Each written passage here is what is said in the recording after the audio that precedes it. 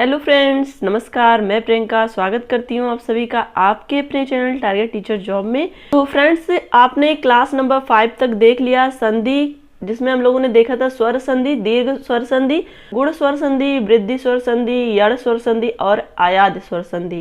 Friends, यहाँ पर हम देखेंगे व्यंजन संधि। जानते हैं व्यंजन संधि, व्यंजन के बाद स्वर या व्यंजन आने से जो परिवर्तन होता है उसे व्यंजन संधि कहते हैं। तो यहाँ पे देखेंगे व्यंजन यहाँ दिया है, फिर यहाँ पे स्वर भी आ सकता है और व्यंजन भी आ सकता है। तो व्यंजन के बाद स्वर या व्यंजन आए तो जो परिवर्तन होता है उसे क्या कहते हैं? व्यंजन संधि कहते हैं। तो यहाँ पे देखिए, जैसे वाक धन ईस, वागीस, का धन ई, यहाँ पे देखिए का के नीचे हलंत लगा है और यहाँ पे गा, का की जगह पे गा आ गया है और साथ ही यहाँ पे बड़ी ई की मात्रा गा पे लग गई है, ये आपको ध्यान रखना है। यहाँ पे देखिए सत धन जन, सज्जन, तो यहाँ पे देखिए ता जो कि आधा जा में बदल गया है, यहाँ पे देखेंगे ता आधा जा में बदल गया, सत जन, सत धन जन का सज्जन हो गया है। और यहाँ देखिए उत्हार, तो यहाँ पे हो गया उद्धार। दोस्तों आगे हम नियम पढ़ेंगे तब आपको ज़्यादा समझ में आएगा। यहाँ पे बस आप यही देखिए कि किस तरह से व्यंजन संधि हो रही है। यहाँ पे देखिए व्यंजन का शुद्ध रूप हल वाला रूप जैसे कि क ख ग होता है। तो ये सब चीज़ें हम लोग जानते ही हैं कि जो व्यंजन का शुद्ध रूप होता है उसमें नीचे हलंत लगा होता है। तो यहाँ देखेंगे व्यंजन संधि के नियम क्या है। पहला नियम देखेंगे यहाँ पे, वर्ग के पहले वर्ण का तीसरा वर्ण में परिवर्तन। तो यहाँ पे देखेंगे जो वर्ग का पहला वर्ण है, जैसे वर्ग हमने देखा था 5 वर्ग होते हैं, का वर्ग, चा वर्ग, टा वर्ग, ता वर्ग, पा वर्ग। तो ये जो वर्ग हैं इनका जो पहला अक्षर है यानी कि का, च, ट, त, प, तो ये अपने तीसरे वर्ण में परिवर्तित हो जाते हैं। जैसे यहाँ देखेंगे हम, का परिवर्तन गा में हुआ, चा का परिवर्तन जा में हुआ, टा का परिवर्तन डा में हुआ, ता का परिवर्तन दा में हुआ और पा का परिवर्तन बा में हो जाता है। अब यहाँ पे उदाहरण देखेंगे तब आपको समझ आएगा। यहाँ देखिए दिक धन गज, दिग्गज, यहाँ पे देखिए का परिवर्तन किस में हो गया? गा में। अब चूंकि यहाँ पे का जो है आधा है तो यहाँ पे गा भी आधा ही आ गया। दिग्गज, दिक धन अंत, दिगंत, और दिक धन विजय, दिग्विजय। और यहाँ देखेंगे, और यहाँ अब एक चीज और ध्यान रखिएगा, यहाँ देखिए दिक धन अंत हो रहा है तो यहाँ पे जब का के साथ यहाँ स्वर आ गया तो ये का पूरा हो जाएगा, लेकिन यहाँ पे चूंकि ये व्यंजन संधि है तो का पूरा ना होकर के गा पूरा हो गया और यहाँ पे अंक की मात्रा लग गई, दिगंत हो गया। दिक धन विजय, दिग्विजय, वाक धन ईस, वागीस। यहाँ पे देखिए चा का जा होना, यहाँ देखिए अच धन अंत, अजंत, अच धन आदि, आजादी। टा का डा होना, सट धन आनंद, सडानन, सट धन रिपु, सडिपु। और यहाँ देखिए ता का दा होना, यहाँ देखिए भगवत धन भजन, भगवत भजन, उत धन योग, उद्योग, सत धन भावना, सद्भावना, सत धन गुण, सदगुण। अब आपको समझ आ रहा होगा कि किस तरह से परिवर्तन होता है। अब यहाँ पे देखिए पा का बा हो जाता है, यानी कि जो पा वर्ग है वो अपने तीसरे प फ बा में पहुंच जाता है। तो यहाँ पे देखेंगे हम अप धन ज, अब्ज, अप धन धी, अवधि, और यहाँ पे देखिए सुप धन अंत, सुबंत। अब दूसरा नियम देखिए क्या कहता है, वर्ग का पहले वर्ण का 5वां वर्ण में परिवर्तन। वर्ग का पहले वर्ण का 5वें वर्ण में परिवर्तन। यहाँ देखिए क्या हो रहा है, यदि किसी वर्ग में पहले वर्ण का च, ट, ता, पा का मेल किसी अनुनासिक वर्ण से होता है तो उसके स्थान पर उसी वर्ग का 5वां वर्ण हो जाता है। यहाँ फिर समझने की कोशिश करिएगा। दोस्तों थोड़ा सा जुकाम है, आवाज़ आपको चेंज लग रही होगी। तो यहाँ पर देखेंगे हम कि आपको क, च, ट, ता, पा यानी कि जो पहला वर्ग है वो 5वें वर्ग में परिवर्तित हो जाता है। ये दूसरा नियम है। यहाँ पे देखेंगे का अंगा जब अनुनासिक होगा तभी ऐसा होगा, जब अनुनासिक वर्ड आएंगे तभी। चा का इया, टा का ट, ठ, ड, ढ, अड़ा हो जाएगा, ता का ना और पा का मा हो जाएगा। उदाहरण देखिए, का अंगा होना, यहाँ देखिए वाक धनमय, वांगमय।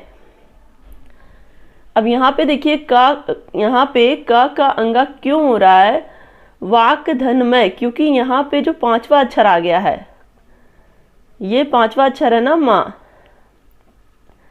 इसी वजह से वर्ग का 5वां अक्षर है माँ, इस वजह से, यानी कि अनुनासिक वर्ड है ये।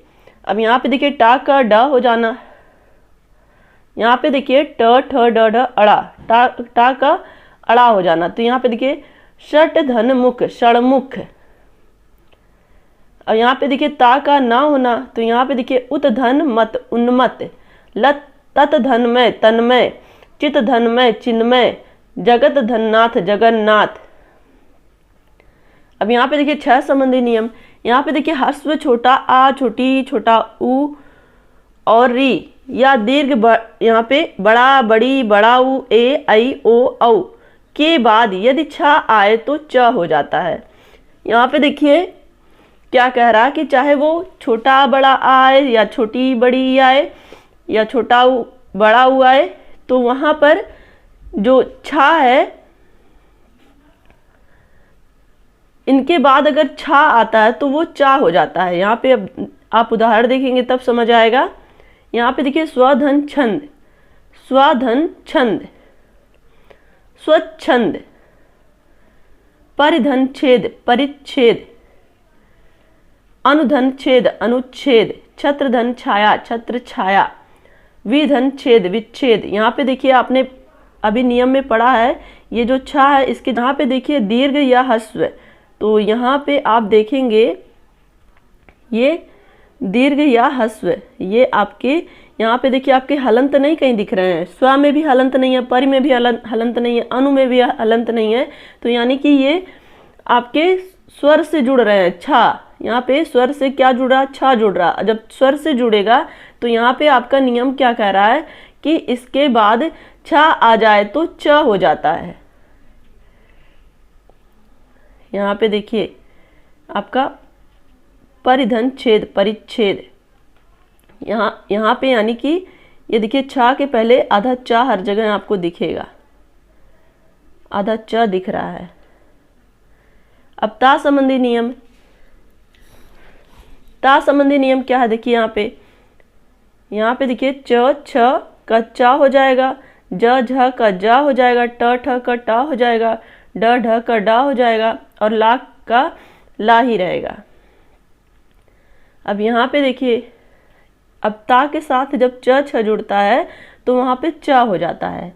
जब ता के साथ च छ जुड़ता है तो यहाँ पे क्या हो जाता है, चा हो जाता है, यानी कि जो पहले आ रहा है वो हो जाएगा। यहाँ पे देखिए उत धन चारण, तो यहाँ पे क्या हो रहा है, यहाँ पे उच्चारण हो जा रहा है।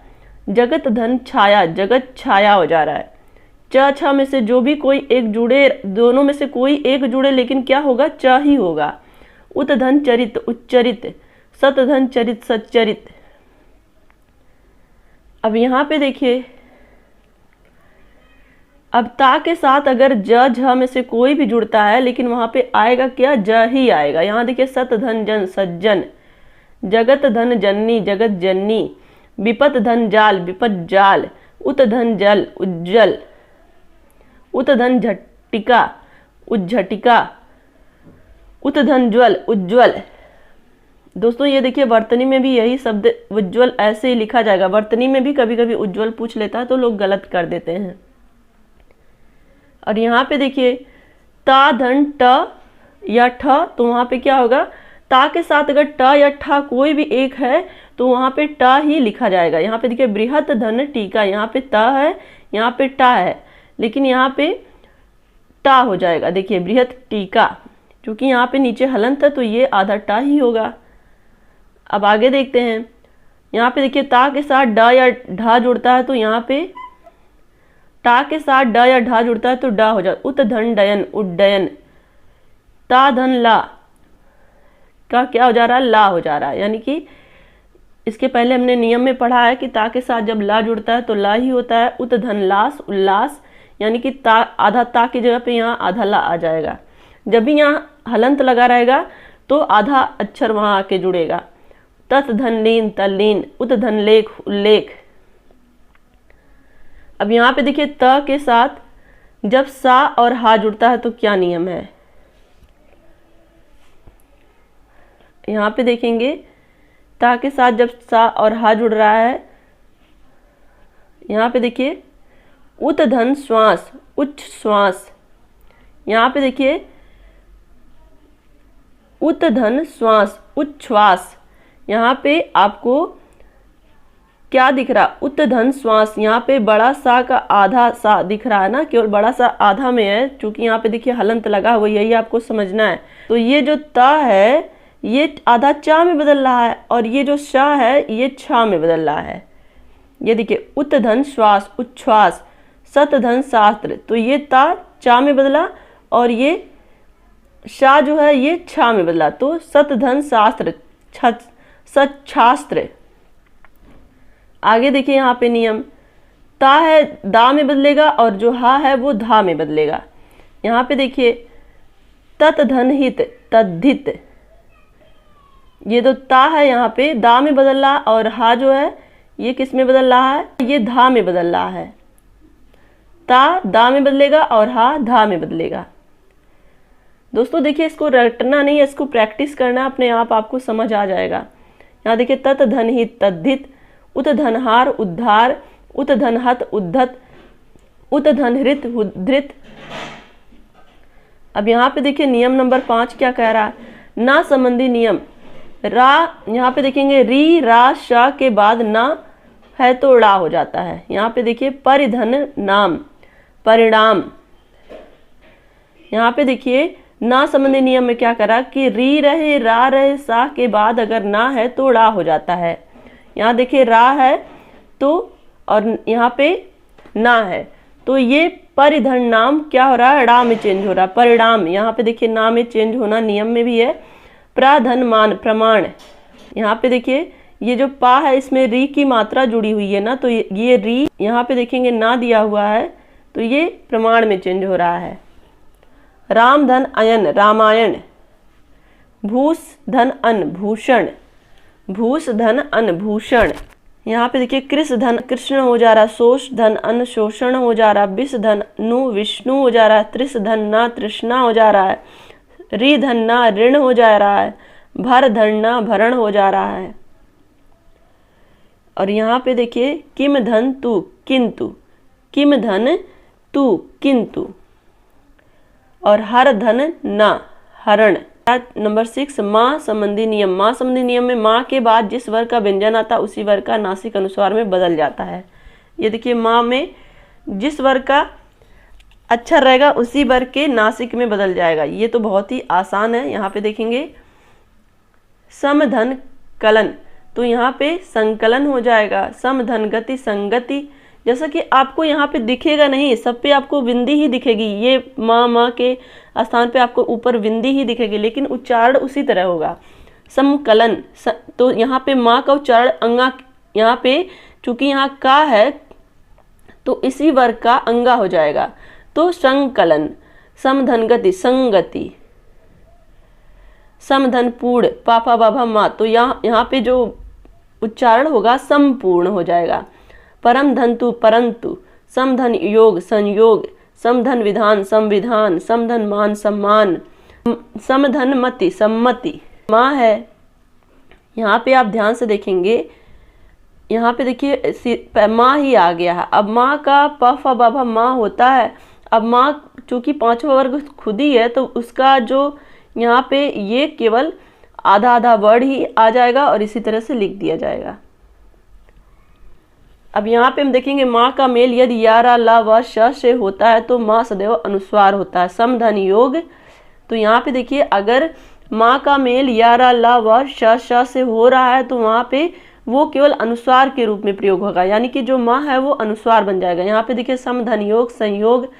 समधन रक्षक, संरक्षक, अनुस्वार के रूप में आपको दिख रहा है। समधन लाप, संलाप।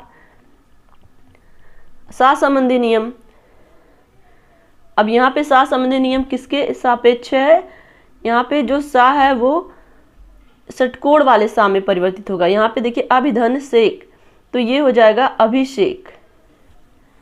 निधन सेद, निषेध। अनुधन संगी, अनुसंगी। सुधन सुप्ति, सुसुप्ति। आगे देखते हैं विधम सम, विषम। सुधन समा, सुषमा। विधन साध, विषाद।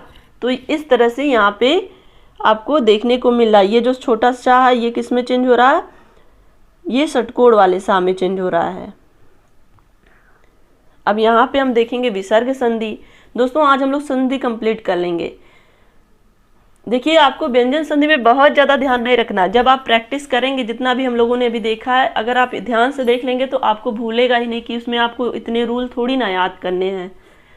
बस आप 2-4 बार पढ़ लेंगे, आपको अपने आप याद हो जाएगा कि कौन से वर्ड से कौन सा अक्षर बन रहा है। यहाँ पे देखिए विसर्ग संधि। विसर्ग के बाद स्वर या व्यंजन आने पर विसर्ग में जो विकार होता है उसे विसर्ग संधि कहते हैं। यहाँ पे देखिए नियम नंबर 1, विसर्ग के बाद च या छ हो तो विसर्ग का श हो जाता है। ट ठ हो तो श हो। यहाँ पे देखिए च या छ हो तो विसर्ग का श हो जाता है, यानी कि च छ आए तो उसमें बड़ा सा होगा, ट ठ आए तो षटकोण सा होगा और त थ आए तो छोटा सा होगा। यहाँ पे देखिए दूसरा, तीसरा, चौथा वर्ग का पहला दूसरा वर्ड, दूसरा, तीसरा, चौथा वर्ग का पहला दूसरा वर्ड। यहाँ पे देखिए च छ, ये दूसरा, च छ दूसरा वर्ग है, ये तीसरा, ये चौथा। तो यहाँ पे ये दूसरे वर्ग का पहला दूसरा वर्ड, तीसरे वर्ग का पहला दूसरा वर्ड और चौथे वर्ड का पहला दूसरा वर्ड। तो यहाँ पे च छ की जगह पे बड़ा सा हो रहा है, ट ठ की जगह पे षटकोण सा हो रहा है और त थ की जगह पे सपेरा वाला सा हो रहा है। अब उदाहरण देखेंगे तब समझ में आएगा आपको। यहाँ पे देखिए निधन छल निश्छल, निधन छल निश्छल। यहाँ पे देखेंगे कह धन चित कश्चित। अब यहाँ पे देखिए च और छ की जगह पे यहाँ पे सा आ रहा है, लेकिन ये चूंकि यहाँ पे विसर्ग लगा है इसलिए यहाँ पे आधा ही लिखा है। धनुष धन टंकार, धनुष टंकार। निधन चेष्ट निश्चेष्ट, निधन चल निश्चल। और यहाँ देखेंगे दूधन, दूधन ट दुष्ट। अब टा, यहाँ पे देखिए टा के पहले अगर विसर्ग है तो यहाँ पे श। मन धनताप मनस्ताप। और ता था के पहले छोटा सा, चूंकि यहाँ विसर्ग है तो आधा सा यहाँ लिखा गया। निधन तेज निस्तेज, दू धन तेज दुस्तेज, दू धनतर दुस्तर, निधन छिद्र निश्छिद्र। अब यहाँ पे देखिए छा है तो छा के पहले छोटा, यहाँ पे छ के पहले बड़ा सा, च छ के पहले बड़ा सा आता है तो यहाँ पे देखिए बड़ा सा, लेकिन यहाँ पे चूंकि आधा है, यहाँ पे विसर्ग की वजह से आधा लिखा गया। निधन तार निस्तार। ता था के पहले क्या आ जाता है, आधा सा। यहाँ पे आधा सा इसलिए आया क्योंकि विसर्ग है। चलिए नियम नंबर 2 देखते हैं। विसर्ग के बाद श आए तो विसर्ग के बाद वही अक्षर हो जाता है, ज्यों का त्यों रहता है। अब देखिए विसर्ग के बाद अगर तीनों सा में से कोई भी एक आता है तो वही रहता है। यहाँ देखिए दुशासन, दुशासन या दुशासन। इसे विसर्ग डायरेक्ट आप लिख सकते हैं या विसर्ग को हटा करके विसर्ग की जगह पे बड़ा सा, लेकिन चूंकि ये यहाँ पे विसर्ग है इसलिए आधा लिखा जाएगा। चूंकि आपको पता है जो विसर्ग है वो भी स्वर की सहायता से ही उच्चारण उसका होता है। इसके पहले जो हम लोग स्वर और व्यंजन पढ़ रहे थे तो मैंने आपको बताया था, इसीलिए यहाँ पे विसर्ग की जगह पे आधा ही हो रहा है, पूरा नहीं हो रहा है, क्योंकि चाहे वो व्यंजन हो या विसर्ग हो, दोनों का उच्चारण स्वर की सहायता से ही होता है। तो यहाँ पे देखिए हरिधन सेते, हरिश सेते, या इस तरह लिख सकते हैं निधन संक निसंक, या इस तरह से लिख सकते हैं चतुष्धन षष्ठी, चतुष्षष्ठी या चतुष्षष्ठी। निधन संदेह निसंदेह, इस तरह से भी लिख सकते हैं निधनसार निस्सार। नियम नंबर 3 क्या कह रहा है, विसर्ग के बाद क ख प फ आता है तो विसर्ग में कोई परिवर्तन नहीं होता। यानी कि पहला और पांचवा वर्ग का पहला दूसरा वर्ड आता है तो कोई परिवर्तन नहीं होता। यानी कि क ख आए या प फ आए तो उसमें कोई परिवर्तन नहीं होता। यहाँ पे देखिए रजह धनकड़, रजह कण, पयः धनपान, पयः पान, अंतः धनकरण, अंतः करण, अधः धन फलित, अधः फलित। इस तरह से तो आपके एग्जाम में नहीं पूछेगा क्योंकि ये बिल्कुल आसान है। अंतः धनपुर, अंतःपुर, प्रातः धनकाल, प्रातः काल, अधः धन पतन, अधः पतन। दुह धन ख, ये दुख हो गया। अब नियम नंबर 4 देखेंगे, विसर्ग के पहले ई या उ और विसर्ग के बाद क ख या प फ हो तो उसके पहले विसर्ग के बदले सा हो जाता है।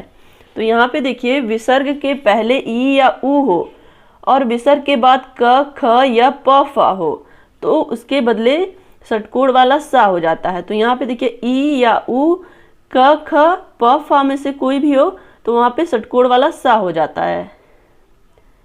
यहाँ देखिए नी, यहाँ पे देखिए ई या उ की मात्रा लगी हुई है सब में, या तो छोटी ई की या तो छोटा उ की। निधन कपट निष्कपट, दुधन कर्म दुष्कर्म, निधन फल निष्फल, निधन पाप निष्पाप, धन पंक निष्पंक, चतुष्धन पद चतुष्पद, दुधन पान दुष्पान। अब चूंकि देखिए यहाँ पे हमने पढ़ा है कि अगर छोटी ई या उ के साथ यहाँ पे अगर आपका प फ या क ख जुड़ रहा है तो वहाँ पे उसके स्थान पे क्या हो जाएगा, जो विसर्ग है उसके स्थान पर षटकोण वाला सा आएगा। जो कि विसर्ग व्यंजन की तरह ही है तो यहाँ पे आधा ही ये भी आएगा। तो यहाँ पे देखिए दुधन कर दुष्कर, दुधन कुल दुष्कुल, दुधन फल दुष्फल। नियम नंबर 5 देखते हैं। यदि विसर्ग के पहले आ हो और वर्गों के प्रथम तथा द्वितीय वर्ण को छोड़कर अन्य कोई वर्ण अथवा यारा ला व हा हो तो आ और विसर्ग का ओ हो जाता है। समझने की कोशिश करिए। विसर्ग के पहले आ हो या वर्गों का पहला और द्वितीय जो वर्ड है उसको छोड़कर अन्य कोई हो या यारा ला व हा हो तो आ और विसर्ग का ओ हो जाता है। यहाँ पे उदाहरण देखिए। यहाँ पे पहला और दूसरा वर्ड छोड़ना, यानी कि ग घ अंगा च छ ज झ इया ट ठ। यहाँ पे च छ नहीं लिया जाएगा, यहाँ पे च छ ज नहीं, ज झ इया ट ठ नहीं लिया जाएगा, ड ढ अड़ा, त थ नहीं लिया जाएगा, द ध न, प फ नहीं लिया जाएगा, ब भ म, और प्लस या रा ला व हा हो या अन्य कोई वर्ड हो तो आ प्लस विसर्ग बराबर ओ हो जाता। अब यहाँ देखिए दोस्तों, देखिए जब हम लोग सबसे पहले संधि पढ़ना शुरू किए थे तो वहां पर यही आया था, मना धन ज मनोज। मना धन ज किस तरह से हो रहा है, यहाँ पे देखिए ज ये तीसरा वर्ड है, च छ को छोड़कर ज झ या कोई भी आए। अब यहाँ पे आप देखेंगे ना ओ की मात्रा लगी है, तो आप अगर इसका संधि विच्छेद आपको क्लियर नहीं है तो आप सोचेंगे गुण संधि है, लेकिन ये गुण संधि नहीं है। मनः धन ज मनोज, वया धन वृद्ध वयो वृद्ध, अधः धन घात अधोघात, तपः धन बल तपोबल, तपः धन भूमि तपोभूमि, तेजः धनमय तेजोमय, पया धन द पयोद, पुरः धन हित पुरोहित, यशः धन लाभ यशो लाभ, सरः धनवर सरोवर, यशः धन गान यशो गान, मनः धन बल मनोबल, मनः धन राज्य मनोराज्य। अब यहाँ पे दिखे नियम नंबर 6। यदि विसर्ग के पहले आ को छोड़कर अन्य कोई स्वर हो और बाद में वर्ग का तीसरा चौथा पांचवा वर्ड हो या रा ला व हा हो तो कोई स्वर हो तो विसर्ग के स्थान पर रा हो जाता है। तो यहाँ पे देखिए छोटी ई छोटा ऊ प्लस विसर्ग प्लस ग घ अंगा इतने में से, और इसके अलावा य रा ला व हा हो या कोई स्वर हो तो विसर्ग के स्थान पर रा हो जाता है। उदाहरण देखिए। निधन आशा निराशा, निधन दय निर्दय, निधन जर निर्झर, निधन जर निर्जर। यहाँ पे देखिए किस इसमें भी वही रूल है कि जो इसमें पहला और दूसरा वर्ग छोड़ करके अगर इसमें छोटी छोटा ऊ है प्लस विसर्ग है और उसके बाद यहाँ पे देखिए तीसरा चौथा पांचवा वर्ड आ रहा, तो यहाँ पे देखिए क्या हो जा रहा है, रा हो जा रहा है विसर्ग की जगह पे। यहाँ पे देखिए रा हो जा रहा है और ये रा नीचे हलंत लगा है, तो इसलिए यहाँ पे देखिए निधन आशा निराशा हो जा रहा है। यहाँ पे चूंकि यहाँ देखिए आ है तो यहाँ पे रा पूरा आ जा रहा है। निधन दय निर्दय हो जा रहा है, निधन झर निर्झर, यहाँ पे देखिए रा ऊपर लग जा रहा है झा के और दा के। निधन जर निर्जर, चूंकि ये जो है व्यंजन है और यहाँ देखिए क्या है, यहाँ पे स्वर है, इसलिए यहाँ पे रा पूरा आ गया।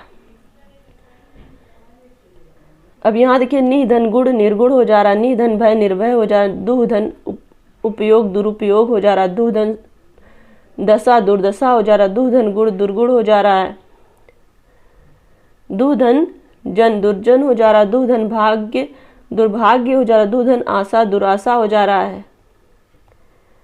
अब यहाँ पे देखेंगे निधन अर्थक निरर्थक हो जा रहा है, निधन लेप निर्लेप हो जा रहा है, निधन यात निर्यात हो जा रहा है, दुधन नाम दुर्नाम हो जा रहा है, दुधन बल दुर्बल हो जा रहा है, दुधन वचन दुर्वचन हो जा रहा है, दुधन यश दुर्यश हो जा रहा है, दु धन गंध, दुर्गंध हो जा रहा है। अब यहाँ देखिए नियम नंबर 7, यदि विसर्ग के पहले छोटा बड़ा को छोड़कर अन्य कोई स्वर हो और बाद में रा हो तो विसर्ग का लोप हो जाता और उसके पूर्व का ह्रस्व स्वर दीर्घ कर दिया जाता है। तो यहाँ पे देखिए, यहाँ पे छोटा आ या बड़ा आ को छोड़कर कोई भी स्वर हो और बाद में रा हो, यानी कि विसर्ग के बाद में रा हो, तो वो क्या हो जा रहा है, वो बड़ी ई यानी कि ह्रस्व में बदल जा रहा है। यहाँ पे अगर छोटी ई है तो यहाँ बड़ी ई हो रहा है, अगर यहाँ पे छोटा ऊ होता तो यहाँ पे बड़ा ऊ हो जाता, यहाँ पे अगर ए होता तो आई हो जाता, इस तरह से।